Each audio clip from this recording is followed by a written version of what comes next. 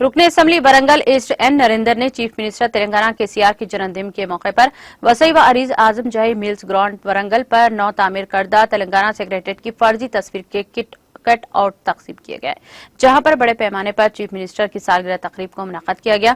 इस तकरीब का इफ्तिताह रियासती वजीर पंचायत राज एरबली दियाकर राव ने किया।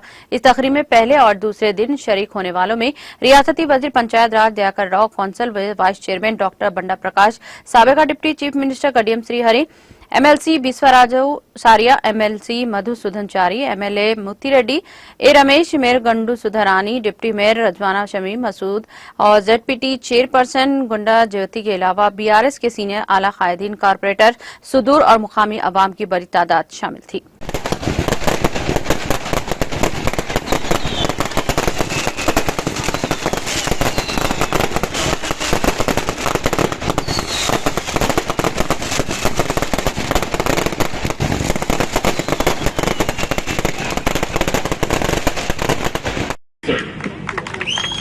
ఈ చరిత్ర తెలిసినవాడే చరిత్రను నిర్మిస్తాడు.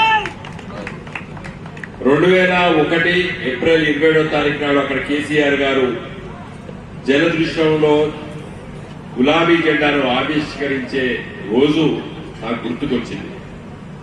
అంతకంటే ఒక సంవత్సరం ముందు నుండి తెలంగాణ ఉద్యమం మొదలు పెట్టాలా పెట్టకూడదా, ఉద్యమం నడపాలా నడపద్దా, అసలు తెలంగాణ రాష్ట్రం అవసరమా కాదా అని కేసీఆర్ గారితో చర్చించిన వాళ్ళ అతి కొద్ది మందిలో నేను ఒకటి.